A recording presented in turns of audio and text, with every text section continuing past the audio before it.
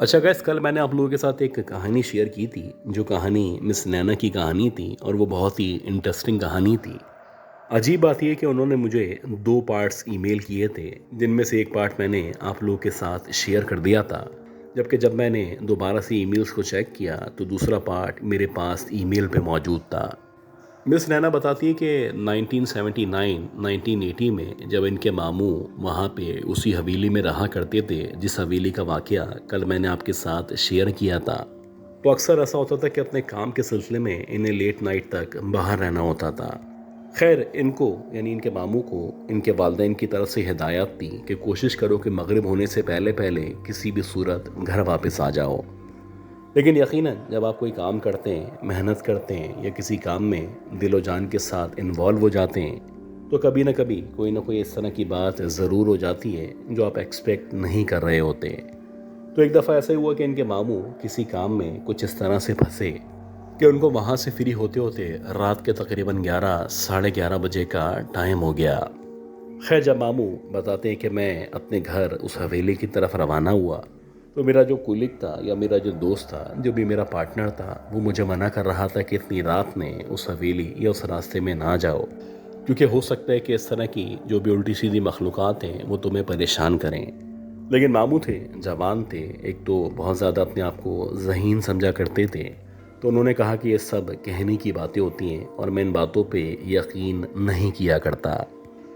खैर, किस्सा मुख्तसर, जब मामू वहाँ से निकले तो अकेले थे और इनका ख्याल था कि ये जो 25-30 मिनट का रास्ता है ये खैरियत से तय कर लेंगे और हवेली के अंदर पहुँच के सुकून का सांस लेंगे। खैर, मामू बताते हैं कि शुरू के जो 10-15 मिनट का रास्ता था ये बड़ा ही ज़बरदस्त रास्ता था, पुरसुकून रास्ता था। मुझे पता ही नहीं चला कि कब ये 10-15 मिनट गुजर गए और जब मैं तकरीबन आधा रास्ता तय कर चुका था और मैं हवेली के बिल्कुल करीब पहुँचने ही वाला था, तो मुझे ऐसा लगा कि जिस रास्ते पे यानी जिस कच्चे पक्के रास्ते पे चलता हुआ मैं हवेली की तरफ बढ़ता चला जा रहा हूँ, उस रास्ते पे किसी ने मुझे फॉलो करना शुरू कर दिया है। जब भी मैं पलट के देखता मुझे आवाज़ तो आती लेकिन कोई भी नज़र नहीं आता। ऐसा पहली बार हुआ, फिर दूसरी बार हुआ और जब तीसरी बार मैंने पलट के पीछे की तरफ देखा तो मैंने देखा कि एक लड़की जो कि काले लिबास में मलबूस है और ऐसा लग रहा था बहुत ही गोरी चिट्टी, बहुत ही खूबसूरत सी लड़की है, वो मुसलसल मेरे पीछे चलती चली आ रही है। हैरान कुन बात ये थी कि जब मैंने पलट के पीछे की तरफ देखा या मेरी नज़र उस लड़की पे, उसके हुस्न पे पड़ी, तो वो जो लड़की थी बजाय इसके कि मेरी तरफ देखती, ऐसा लगा जैसे उसने एकदम से सीधे हाथ की तरफ देखना शुरू कर दिया है। जैसे कि उसको सीधे हाथ की तरफ कोई खड़ा हुआ नज़र आ रहा हो या वो मुझे मुसलसल नज़रअंदाज करना चाहती हो। खैर, मैं वहीं रुका। रुकने के बाद मैंने बाकायदा बावाज़ बुलंद उस लड़की को मुखातिब करना चाहा, लेकिन मेरे मुखातिब करने पे भी उस लड़की ने किसी भी किस्म का रिस्पॉन्स नहीं दिया।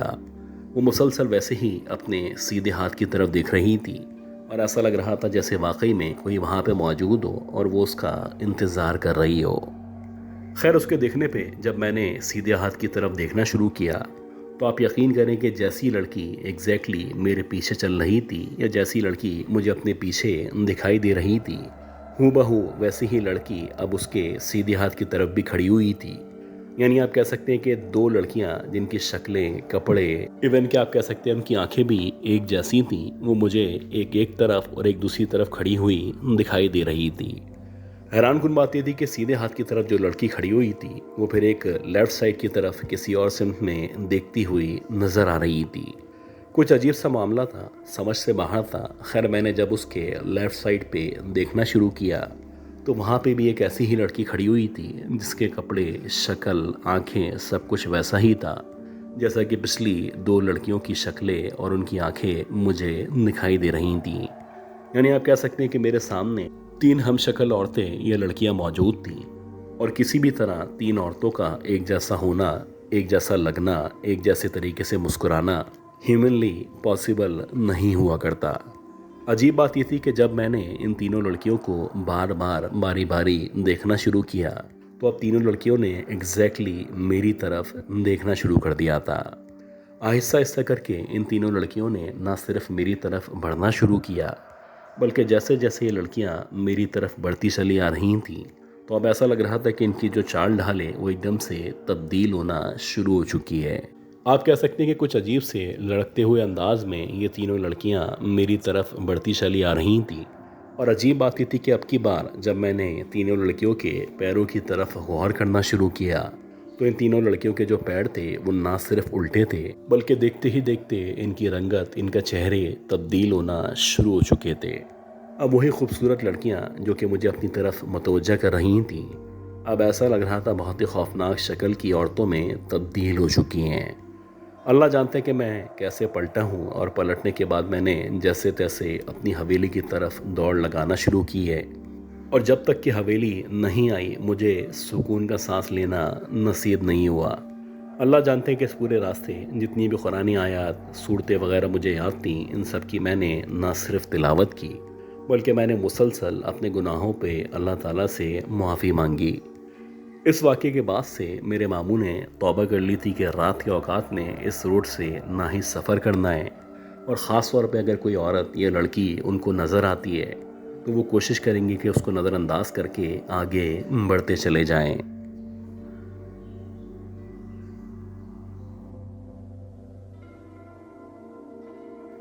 गाइस, आज की जो स्टोरी है, ये स्टोरी हमें आमिर साहब ने भेजी है, और ये बताते हैं कि इनका ताल्लुक़ इंटीरियर सिंध से है, और इंटीरियर सिंध में ये नवाब शाह के करीब रहा करते हैं। इनका ताल्लुक़ इंटीरियर सिंध के एक छोटे से गांव से है, और जिस गांव में रहा करते हैं उस गांव के बारे में बहुत सारी स्टोरीज़ हैं जो बहुत मशहूर हैं। और उन स्टोरीज़ में से एक स्टोरी ऐसी है जो इनके ग्रैंडफादर के साथ या ग्रैंड मदर के साथ पेश आई थी। तो हम कोशिश करेंगे कि जैसे इनको इनके ग्रैंडफादर ने या इनकी ग्रैंड मदर ने समझाया था या स्टोरी बताई थी, वैसे ही आपको डिलीवर कर सकें। ये बताते हैं कि अब से तकरीबन 50 साल पहले इनके दादा दादी उस गांव में रहा करते थे, और जब ये लोग यहाँ पे नए नए आए थे तो यहाँ पे आते ही इनको अंदाज़ा हो चुका था कि ये जो गांव के लोग हैं ये बहुत मिलनसार हैं, बहुत प्यार करने वाले हैं, एक दूसरे का ख्याल रखने वाले हैं, और ना सिर्फ ये एक दूसरे के गम में खुशी में शरीक होते हैं बल्कि एक दूसरे का साथ भी देते हैं। पुराना दौर था, सादा दौर था, बहुत छोटा सा गांव था, लिमिटेड आबादी थी। आहिस्ता आहिस्ता करके जब इनके आपस में ताल्लुकात बढ़ना शुरू हुए या लोगों के बारे में पता चलना शुरू हुआ तो इनको अंदाज़ा हुआ कि ख़ास तौर पे जो पड़ोस में लोग रहा करते हैं वो बहुत मिलनसार हैं, बहुत ख्याल रखने वाले हैं। इनके पड़ोस में जो साहब रहा करते थे उनका नाम अहमद था, और वो अहमद साहब के नाम से मशहूर थे। ये बताते हैं कि अक्सर ऐसा होता कि हम लोग बातें करते करते अहमद साहब के घर में चले आते। एक बेतकल्लुफ़ी सी थी जो हमारे घरों के दरमियान हो चुकी थी।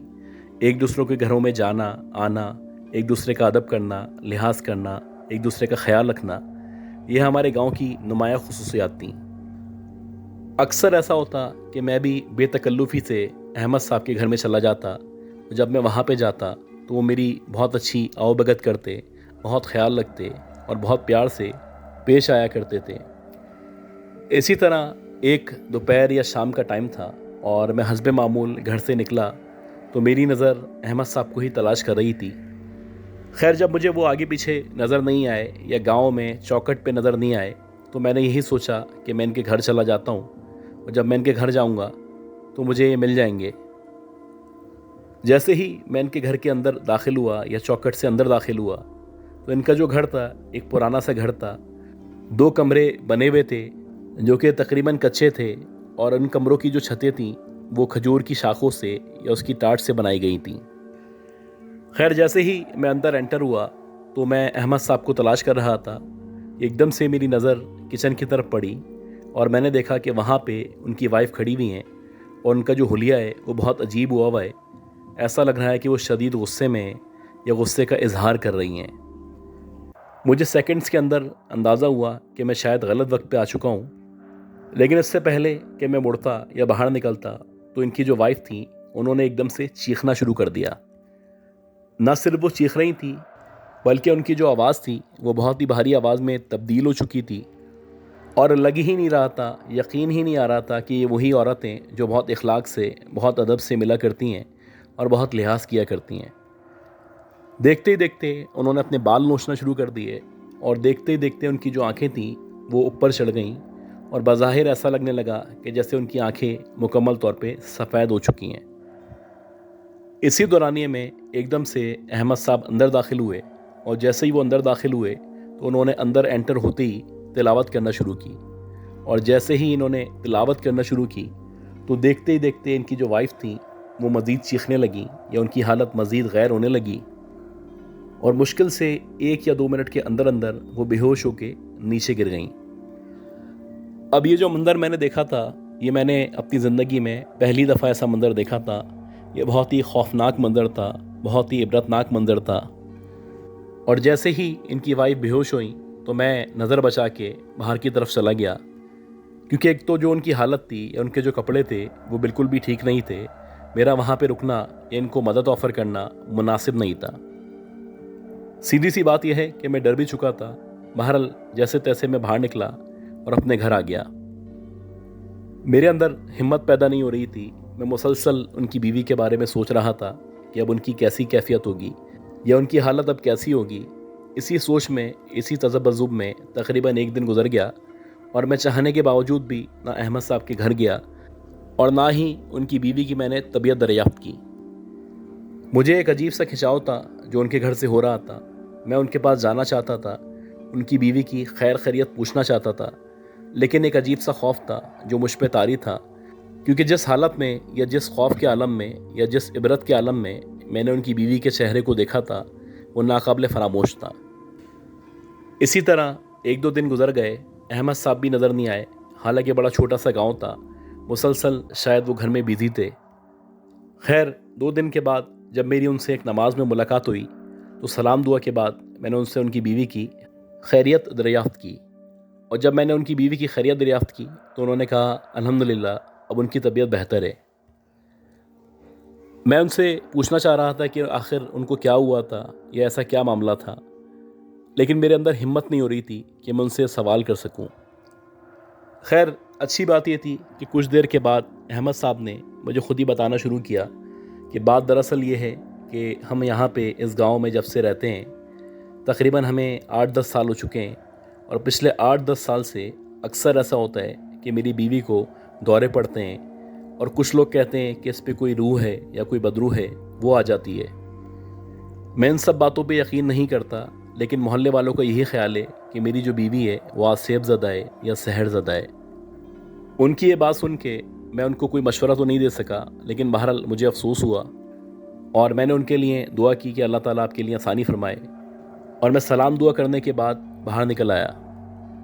اب مسلسل میرے ذہن پہ یہ سوال سوار تھا کہ اگر واقعی میں ان کی بیوی آسیب زدہ ہے یا کوئی بدروح یا کوئی روح اس کو تنگ کرا کرتی ہے تو ان کو چاہیے کہ وہ اس کا علاج کریں۔ اور بات یہ بھی تھی کہ میں ایک ایسے شخص کو، ایک آدمی کو جانتا تھا جو اس طرح کا علاج کیا کرتا تھا۔ یہ بتاتے ہیں کہ اسی طرح 10-15 دن مزید گزر گئے، اور 10-15 دن بعد میں گھر میں بیٹھا ہوا اپنا کام کر رہا تھا کہ ایک دم سے جو میری وائف تھی وہ بھاگتی ہوئی اندر انٹر ہوئی، اور وہ کہنے لگی کہ آپ جلدی اٹھیں، احمد صاحب کے گھر میں جائیں، ان کی بیوی کی حالت غیر ہو چکی ہے، وہ اپنا بال پکڑ کے نوچ رہی ہیں، اپنے آپ کو مارنے کی کوشش کر رہی ہیں اور اپنے آپ کو نقصان پہنچانا چاہتی ہیں۔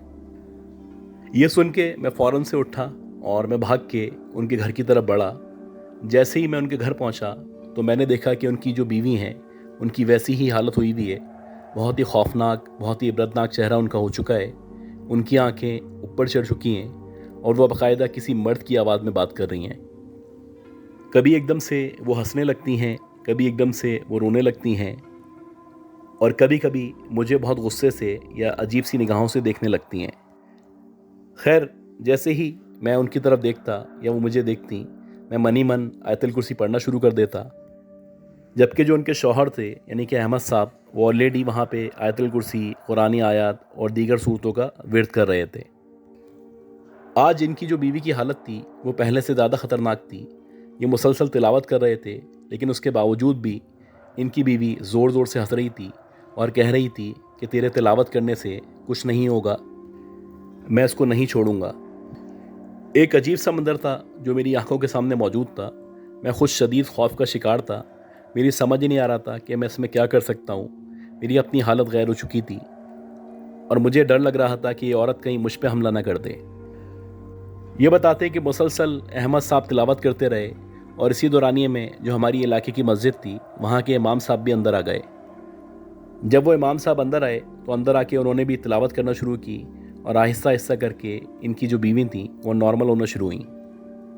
और फिर अगेन वैसे ही हुआ कि एकदम से वो गिरी, बेहोश हो गई, और जब उनको होश आया तो वो मुकम्मल तौर पे नॉर्मल थी और उनको याद ही नहीं था कि उनके साथ क्या हुआ था।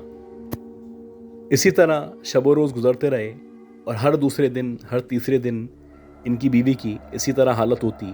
कभी एकदम से वो अपने बाल नोचने लगती, कभी अपने आप को मारने की कोशिश करने लगती, कभी कभी छत से कूदने की कोशिश करती। इसी तरह एक दफ़ा मैं अपने काम से अहमद साहब के घर गया हुआ था, तो देखते ही देखते इनकी बीवी की हालत गैर हुई, और ना सिर्फ गैर हुई बल्कि एक जगह कोने पे आग लगी हुई थी और ये खाना पकाने की तैयारी कर रही थी। जब अहमद साहब ने तिलावत करना शुरू की या कलाम पढ़ना शुरू किया तो एकदम से इनकी बीवी भागती हुई आग की तरफ गई और अपना मुंह आग के बिल्कुल करीब कर लिया, जैसे कि वो अपने मुंह को जलाना चाहती हो। अब जब मैंने ये देखा तो मेरे औसान ख़ता हो गए। मेरी समझ में नहीं आ रहा था कि ये किस तरह की बदरू है या किस तरह की आत्मा है या किस तरह की रूह है जो इनके जिस्म में उतर चुकी है और वो चाहती है कि ये औरत अपने आप को नुकसान पहुंचाए या इसकी स्किन जल जाए या इसकी जान चली जाए। कुछ सेकंड्स तक मेरी समझ नहीं आया। इसी दौरानिए में अहमद साहब ने अपनी वाइफ को पकड़ के खींचा और वो उस आग से दूर हुई, लेकिन इन सेकंड्स के अंदर ही उनके चेहरे की काफ़ी हद तक स्किन जल चुकी थी और उनका चेहरा दागदार हो चुका था। हर दूसरे दिन इस तरह के मामलात पेश आते, इस तरह के वाक़यात पेश आते, और एक दिन मैंने हिम्मत करके अहमद साहब से ज़िक्र किया कि मेरे एक जानने वाले हैं जो गद्दी नशीन हैं, बहुत बड़े हैं, बहुत पहुंची हुई चीज़ हैं। मैं चाहता हूं कि एक दफ़ा आप अपनी वाइफ को उनसे मिलवाएं। हो सकता है वो आपकी और आपकी वाइफ की कोई मदद कर सकें या वो आपके काम आ सकें। मेरी बात सुनने के बाद अहमद साहब ने कहा कि ठीक है, आप मुझे बता दें कि हमें कब उनके पास जाना है। और मैंने जाके उनके बारे में मालूमात इकट्ठी करना शुरू की तो तय ये पाया कि ये जो आने वाली जुमेरात है, इस जुमेरात को असर की नमाज के बाद हमें दूसरे गांव जाना है। उनका नाम शाह साहब है और वो दूसरे गांव में असर से मगरिब तक बैठा करते हैं। ये इस तरह की मखलूक़ात का या इस तरह के लोगों का इलाज किया करते हैं। ये बताते हैं कि बुध तक सब कुछ नॉर्मल था और जब जुमेरात का दिन शुरू हुआ तो जब मैं सो के उठा तो मेरी बीवी ने शिकायत करना शुरू की कि उसके पेट में या पेट के नीचे के हिस्से में बहुत शदीद दर्द हो रहा है। हालांकि कभी भी उसको इस तरह की तकलीफ़ नहीं हुई थी, इस तरह का कोई दर्द नहीं हुआ था। खैर, गांव के अंदर जो हकीम साहब मौजूद थे, मैं उनके पास अपनी बीवी को लेके गया और अपनी बीवी को चेकअप करवाया। तो वो जो हकीम साहब थे उन्होंने दवा दे दी और कहा कि इंशाल्लाह शाम तक आपकी बीवी ठीक हो जाएगी। अब मैं एक अजीब परेशानी में था। मेरी बीवी की तबीयत ख़राब हो चुकी थी, दूसरी तरफ मुझे अहमद साहब की बीवी को आज उस आस्थाने पे या उन साहब के पास लेके जाना था। मैं सोच रहा था कि इसको स्किप कर दूं या फिर किसी दिन चला जाऊं, लेकिन ये चीज़ भी मेरे जहन में थी कि अगर मैं इसको स्किप करूंगा या इग्नोर करूंगा या अगले हफ्ते पे लेके जाऊंगा तो हमारे जो पड़ोसी हैं अहमद साहब या उनकी फैमिली इस बात का बुरा मानेगी। खैर, मैंने अपनी बीवी को हौसला दिया और उसको कहा कि तुम शाम तक ठीक हो जाओगी और मैं इंशाल्लाह 3 साढ़े 3 बजे अहमद साहब के साथ निकल जाऊंगा। ये बताते हैं कि जैसे ही 3 साढ़े 3 बजे का टाइम हुआ और मैं निकलने वाला था तो एकदम से अहमद साहब के घर से चीखने की, रोने की, चिल्लाने की आवाज़ें आने लगी। जब मैं भाग के उनके घर पहुंचा तो मैंने देखा कि उनकी वाइफ ने हाथ में छुरी उठाई हुई है और वो अपनी नफ्स को या अपने हाथ को काटने की कोशिश कर रही है। इसी दौरानिए में अहमद साहब ने और मैंने तिलावत करना शुरू की और जैसे ही अहमद साहब ने तिलावत करना शुरू की तो देखते ही देखते इनकी बीवी नॉर्मल होने लगी और तकरीबन 1 से 2 मिनट के अंदर अंदर इनकी बीवी गिरी और बेहोश हो गई। ये बताते हैं कि जैसे ही इनकी बीवी गिरी और बेहोश हुई उसके बाद मुझे एकदम से अपने घर से चीखने की, चिल्लाने की, रोने की आवाज़ आने लगी। और जब मुझे अपने घर से आवाज़ आना शुरू हुई तो भाग के मैं अपने घर पहुंचा। अहमद साहब भी मेरे पीछे पीछे आए और जब मैं अपने घर पहुंचा तो मैंने देखा कि जो मेरी बीवी है उसकी हालत गैर हुई हुई है। उसकी एकदम से आंखें ऊपर चढ़ गई हैं, उसने अपने बाल खींचना शुरू कर दिए हैं, चीखना शुरू कर दिया है। कभी एकदम से हंसने लगती है, कभी एकदम से रोने लगती है। गर्ज के जो कुछ उससे होता है वो करना शुरू कर देती है। اب میری بیگم کی یا میری بیوی کی وہی حالت تھی جو کچھ دیر پہلے احمد صاحب کی بیوی کی تھی، اور میری بیوی مسلسل مجھے دیکھ کے ہنس رہی تھی، اور ایسا لگ رہا تھا کہ اس کے چہرے پہ ایک ویئرڈ اسمائل ہے، یا وہ میرا مذاق اڑا رہی ہے، یا وہ میری بے بسی دیکھ کے ہنس رہی ہے۔ خیر، اسی دورانیے میں میری بیوی نے ایک مرد کی آواز میں بولنا شروع کیا کہ اگر تو اس کو وہاں پہ لے کے جائے گا تو میں یہاں پہ تیری بیوی کے ساتھ رہوں گا اور اس کے ساتھ ہی رہا کروں گا۔ یہ بتاتے کہ سننے کے بعد میرے اوسان ختم ہو گئے، میری حالت غیر ہو گئی، میری سمجھ سے باہر تھا کہ یہ کیا ہو رہا ہے، کیونکہ میں تو احمد صاحب کی ہیلپ کرنا چاہتا تھا، لیکن دیکھتے ہی دیکھتے یہ جو صورتحال تھی جو ہمارے پڑوسیوں کے ساتھ تھی وہ میری بیوی کے ساتھ شروع ہو چکی تھی۔ ایک عجیب عالم تھا جو میرے اوپر طاری تھا، مجھے بھی جو آیات وغیرہ آتی تھی میں پڑھ رہا تھا۔ اسی دورانیے میں جو ہماری مسجد کے امام تھے وہ بھی تشریف لے کے آ گئے، اور انہوں نے آتے ہی تلاوت کرنا شروع کی۔ تو اللہ کا شکر ہے کہ دیکھتے ہی دیکھتے جو میری بیوی تھی وہ بھی بے ہوش ہوئی، اور بے ہوش ہونے کے بعد جب وہ اٹھی تو وہ نارمل تھی۔ اب ایک عجیب سا خوف مجھ پہ طاری تھا، اور میری سمجھ سے باہر تھا کہ میں اپنی بیوی کو یا احمد صاحب کی بیوی کو اس آستانے پہ، اس در پہ لے کے جاؤں یا نہ جاؤں۔ ہو سکتا ہے یہ جو بھی آتما ہے، جو بھی بدروح ہے، یا جو بھی روح ہے، یہ بعد میں مجھے، میری بیوی کو بھی تنگ کرے۔ خیر، امام صاحب جو تھے انہوں نے مشورہ دیا، انہوں نے یہی کہا کہ آپ پریشان نہ ہو، ہم لوگ دونوں کو وہاں پہ لے کے چلتے ہیں اور کوشش کریں گے کہ دونوں کو اس آستانے پہ یا ان صاحب کے پاس دکھا دیں اور وہ دونوں کا ہی مسئلہ حل کر سکیں۔